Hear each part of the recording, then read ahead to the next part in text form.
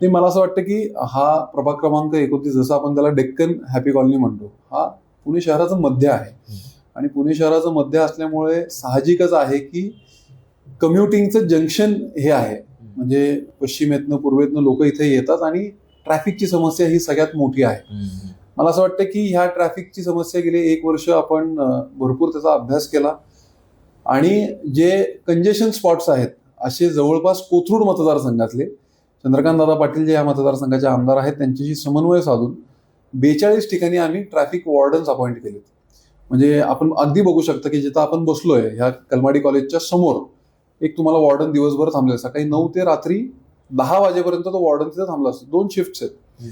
असे ह्या प्रभागात समज कलमाडी कॉलेज झालं, करिश्मा सोसायटीचं जे जंक्शन आहे, वनदेवी पासून जी लोक खाली येतात तिथं एक स्पॉट आहे.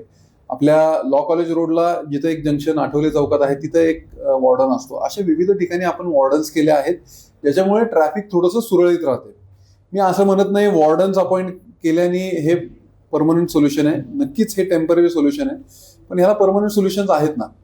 ह्या परिसरातले जे फ्लायओव्हर्स प्रलंबित आहेत मुख्य रस्त्यावरचे ते कसे मार्गी लागतील. आपल्याला माहिती आहे की ह्या परिसरात म्हणजे अगदी पौड रोड असेल, कर्वे रोड असेल, त्याला मेट्रो कनेक्टिव्हिटी खूप चांगली आहे. आणि मेट्रो कनेक्टिव्हिटीमधनं लोकांचं जे कम्युटिंग आहे ते आता पब्लिक ट्रान्सपोर्टवर शिफ्ट होते. या विषयात देखील मेट्रोचा वापर वाढावा म्हणून आपण दादांच्या माध्यमातून दादांशी समन्वय साधून प्रशासनाशी बोलून आपण 2 फीडर बसेस या परिसरात चालू केल्यात, जी राजाराम पुलापासून नळस्टॉपला येते. म्हणजे मेट्रो प्रवासी जे आहेत ते त्या बसमधनं इथपर्यंत येतात.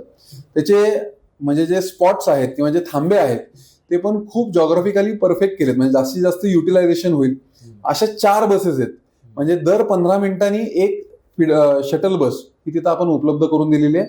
अशा प्रकारच्या उपाययोजना मला असं वाटतं की जर आपण अवलंबल्या तर ह्या प्रभागात ट्रॅफिकचं जी समस्या आहे, जे ट्रॅफिकचं कंजेशन आहे, त्यात मला असं वाटतं की बऱ्यापैकी चांगलं काम करता येईल.